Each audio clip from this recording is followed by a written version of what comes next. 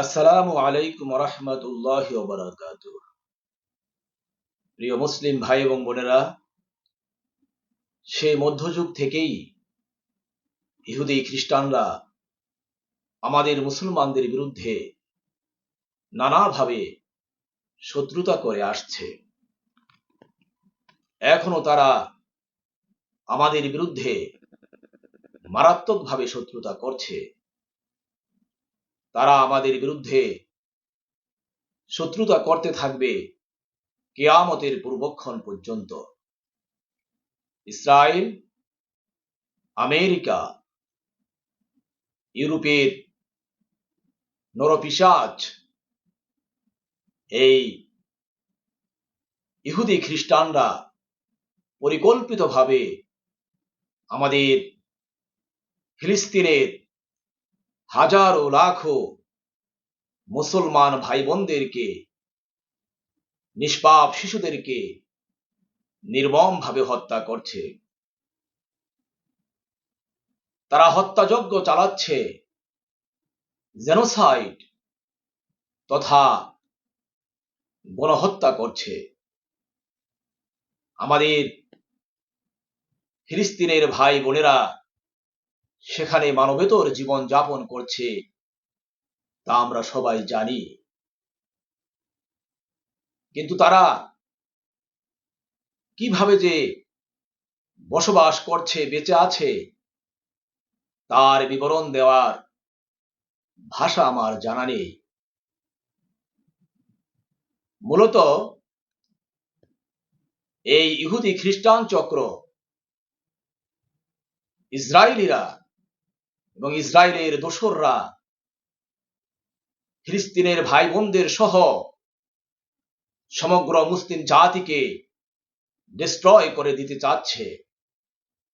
মুসলমানদেরকে এবং ইসলামের নাম নিশানা নিচ্ছিন্ন করে দিতে চাচ্ছে, ভুলুণ্ঠিত করে দিতে চাচ্ছে। তাই আমরা আজ নীরব দর্শকের মতো বসে থাকতে পারি না। নীরব দর্শকের মতো বসে থাকা যায় না।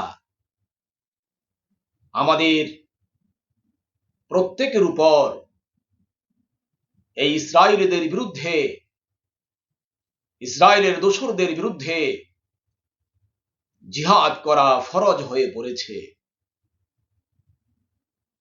তাই আসুন আমরা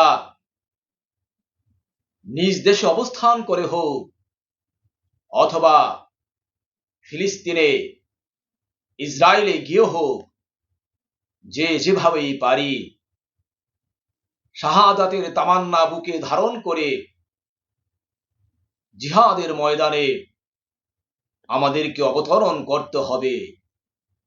জিহাদের ময়দানে আমাদের প্রতিটি মুসলিমকে শামিল হতে হবে, প্রতিশোধ নিতে হবে, জিঘাংসা নিতে হবে ইনশাআল্লাহুল আজিজ। কারণ মহান আল্লাহ রাব্বুল আলামিন পবিত্র কোরআনুল কারীমের সূরা বাকারার 190 নং আয়াতে কারিমায় ইরশাদ করেছেন, ওয়াকাতিলু ফি সাবিলিল্লাহিল্লাযিনা ইউকাতিলুনাকুম, অর্থাৎ যারা তোমাদের বিরুদ্ধে যুদ্ধ করে তোমরাও আল্লাহর পথে তাদের বিরুদ্ধে যুদ্ধ করো।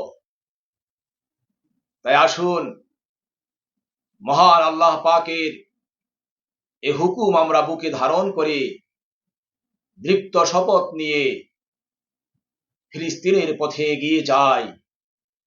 আমরা আমাদের মুসলিম ভাই বোনদের পিছনে দাঁড়াই, তাদেরকে সহযোগিতা করি, ইসলামের পতাকাকে, কলেমার পতাকাকে সমুন্নত রাখতে চেষ্টা করি। আমিন। আসসালামু আলাইকুম রহমতুল্লাহি ওয়া বারাকাতুহু।